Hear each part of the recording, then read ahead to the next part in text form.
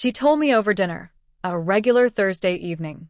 Plates of lasagna cooled on the table while the soft hum of the refrigerator filled the spaces between our casual conversation. It wasn't anger or desperation in her voice, just a matter-of-fact tone that made my skin crawl. "I want to see other guys," she said, as casually as if she were talking about the weather. "I feel like I've missed out on life." For a moment, I froze, my fork hovering halfway to my mouth. I thought I had misheard her. But her expression was clear, no shame, no hesitation, just conviction. It felt like a punch to the gut, the kind that left you breathless and doubled over. "Excuse me?" My voice was cold, clipped. She sighed, setting her fork down with exaggerated irritation, as if she were the one burdened. "Come on, Adam. We've been married for 8 years. Don't you ever wonder what else is out there?" Who else is out there? "I love you, but I think I need more." My grip on the silverware tightened. "You think you need more?" "Yes." Her eyes locked on mine, daring me to argue. "I've been talking to someone," and there it was. The truth I had ignored for months. Late-night texts, secretive smiles. I dismissed them all as paranoia, but the lies I told myself to keep our marriage intact crumbled in an instant. Who? The word came out as a growl. Her lips pressed into a thin line before she finally muttered, "Does it matter?"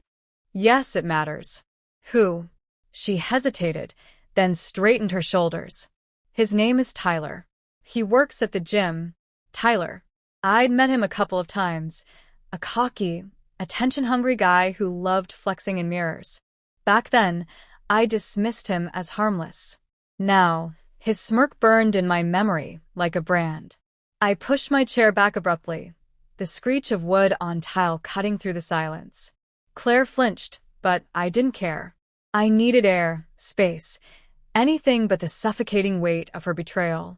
"Where are you going?" she asked, her voice tinged with irritation, as if I were overreacting. "Out," I snapped, grabbing my keys. That night, I didn't sleep.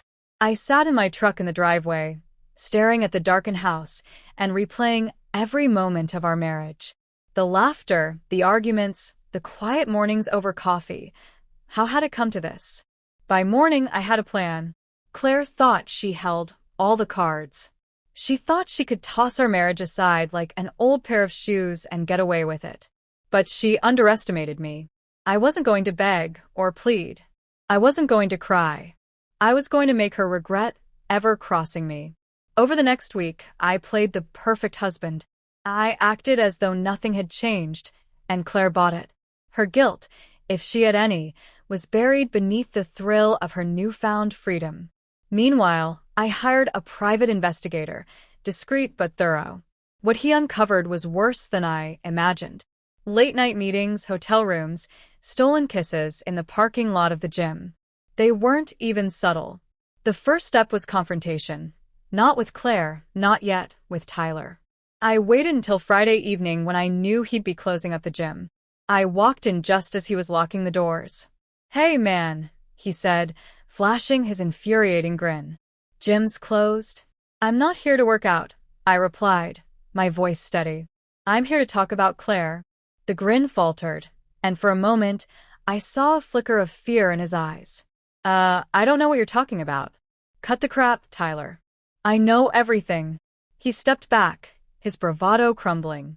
"Look, man, I didn't mean..." "Didn't mean what?" "To screw another man's wife." My voice rose, echoing in the empty gym.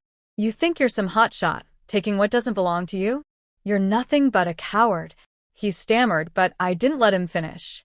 I stepped closer, towering over him. "Stay away from her. If I see you near her again, you'll regret it." By the time I left, he looked like a scared puppy. Good. Let him squirm. The next step was Claire. When she came home from her supposed girls' night, I was waiting in the living room. A folder of evidence sat on the coffee table. "We need to talk," I said. She froze, the smile vanishing from her face. "What's this about?" "Sit down." Reluctantly, she obeyed. I slid the folder toward her.